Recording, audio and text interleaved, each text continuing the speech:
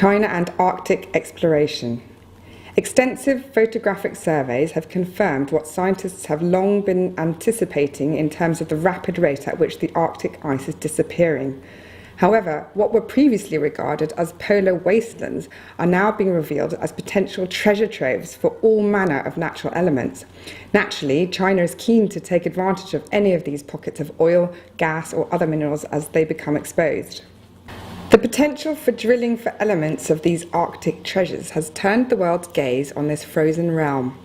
Harnessing untapped resources has previously been an area where the Western powers have jockeyed for position, with the USA, Russia, and some of the European Union nations all owning territory north of the Arctic Circle. While China has no such territorial claims, it has been deploying considerable wealth and diplomatic influence to bear in this vicinity. According to Linda Jacobson, the East Asia Programme Director at the Lowry Institute for International Policy in Australia, the Arctic has risen rapidly on China's foreign policy agenda in the past 2 years. She added that there has been considerable exploration by Chinese companies who are very interested to find out about becoming involved in tapping into the polar area's hidden wealth. Last summer, China sent an exploratory ship across the Arctic Circle to Europe. The country is also lobbying for permanent observer status on the Arctic Council, the body of 8 Arctic nations that develops policy for the region. Unlike the major nations that are making claims to the North Pole's potential mineral reserves, China has never occupied large swaths of territory in other lands, having abandoned any colonial aspirations long in its history. It is therefore free of any of the labelling of exploitation often aimed at Western companies making territorial claims so far from home. In the words of China's State Oceanic Administration, the Arctic is the inherited wealth of all humankind.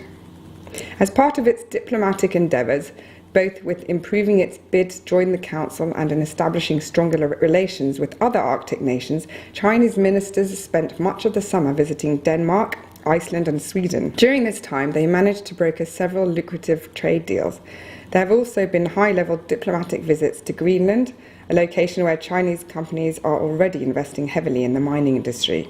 One reason for the considerable interest in the types of mineral deposits available in the polar region is the fact that the retreat of the ice cap has exposed coveted mineral deposits, such as rare earth metals. These are crucial for cell phones and military guidance systems.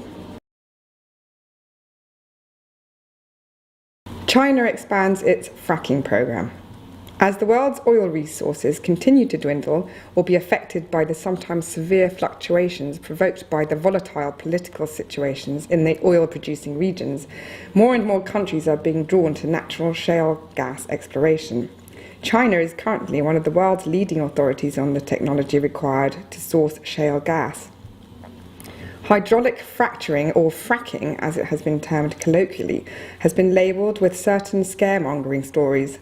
The process involves drilling down into shale rock and creating explosions which shatter the solid sedimentary seams in order to release the trapped natural gas. Afterwards, water, sand and other chemicals are injected into the fissure at high pressure, allowing the prized shale gas to flow from the well ahead. Sorry, stop, it's too high, it's too fast.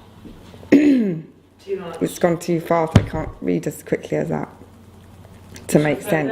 I think slow it down a bit, it keeps doing that and I can't. If you stop filming.